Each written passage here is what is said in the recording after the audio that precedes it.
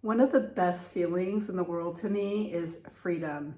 And it's why I'm so drawn to being creative and making art and painting. And lately, I'm just head over heels in love with the possibilities that I'm exploring using AI. Now, I know that that's just terrible for some of you artists, and I know a lot of us are having a love-hate relationship with AI right now.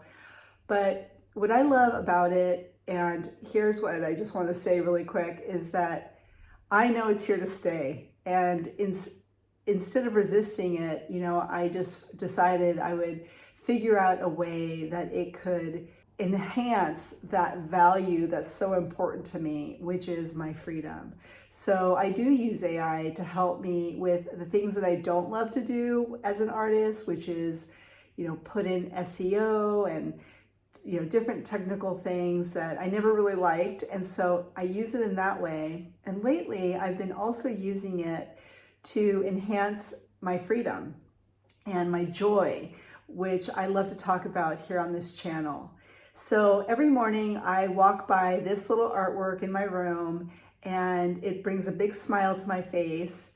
And I'm gonna be referencing it just for a moment here, stay with me. Because when I painted it, it was a moment in Girona, Spain with my husband where we were visiting my son and his wife, and we're just having this lovely time at an Airbnb. And it was a warm, sunny morning, and I was having my coffee, and I was very present, and it was very still in that moment. And when I came home, I could hardly wait to paint, that feeling, that joyful feeling I had of the morning. And as I was painting it, I got this little hit of inspiration. Like, why don't we put a little bunny on the wall sipping strawberry lemonade?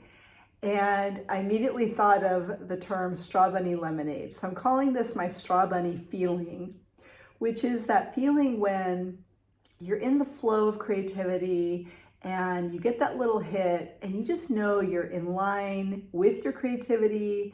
I felt like I was in tune with the little girl inside of me, my innocence. And I was just delighted. Like, why wouldn't I paint a straw bunny lemonade on a little wall in this little room portrait that commemorates a very wonderful memory for me? So that is the spirit that I like to bring when I am playing with the AI technology. And specifically, I'm going to show you how I bring in some patterns and some art to play with some room scenes. I'm not going to talk anymore. I'm going to let you just watch how this unfolds, and I hope it inspires you to give AI a try. AI is not going anywhere, and I was resisting it for a little bit. And I just thought, I think there's a way to bring AI into the fold of my value, which is freedom. So I hope that you're inspired to give it a try. All right, you guys, thank you so much for watching. I really appreciate that you're here. Give this video a thumbs up if you liked it. Thanks so much. So here I am in Photoshop, and the first thing I want to do is create a new file. And I'm going to make my file in inches. I'm just going to do a simple 8.5 by 11, and I'm going to make it so it's horizontal. I'm going to increase the resolution to 300 pixels, and I'm going to make sure I'm in RGB color mode. And then I'm going to go and open the files that I want to include, which is an artwork and a few patterns.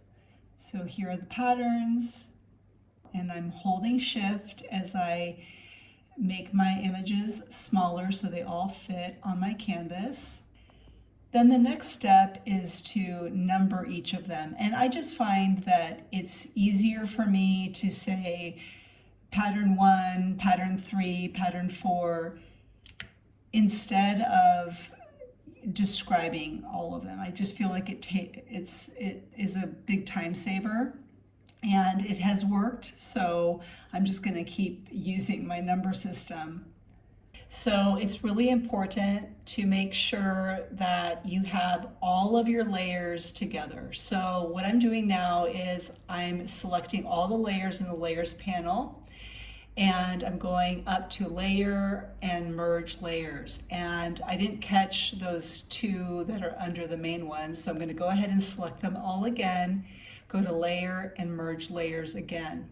The next thing I do is I make a selection around the entire canvas. So you see the marching ants going around the whole thing, and that little menu pops up down below, and then you choose a partner that Adobe works with, and I like Nano Banana Pro. I like Gemini 3. You can play with the other programs. And then in this little box where the cursor is blinking, I'm going to write a detailed description of what I would like these patterns to be on in the room. And yes, I have this idea in my head, and I hope that this happens for you guys, for you artists out there. You know, when you're making your art, you know, do you picture it in a room? I know I really enjoy doing that, and it's just very fun. And so I wish that I had, you know, all kinds of rooms that I could decorate, because I really enjoy decorating. So this is sort of a way of fulfilling, you know, that heart desire that I have, you know, to make a room beautiful and play. And so you're seeing me now write in the description, and I'm going to speed up here a little bit. I found that the key is giving as much information as you can. Sometimes it passes over some information, and that's fine, you know, but the main thing is I want the specific patterns to be used in a very specific way. And so that's really what I'm outlining.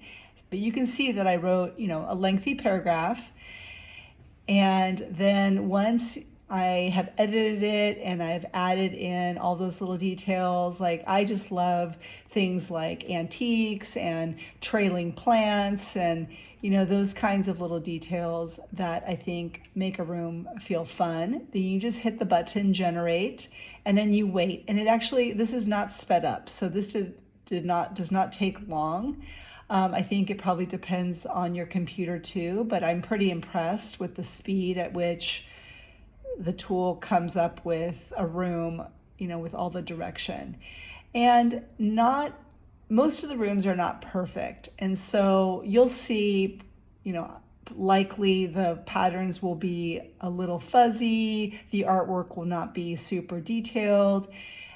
That's okay with me, because you see it produces just something that is pretty cute.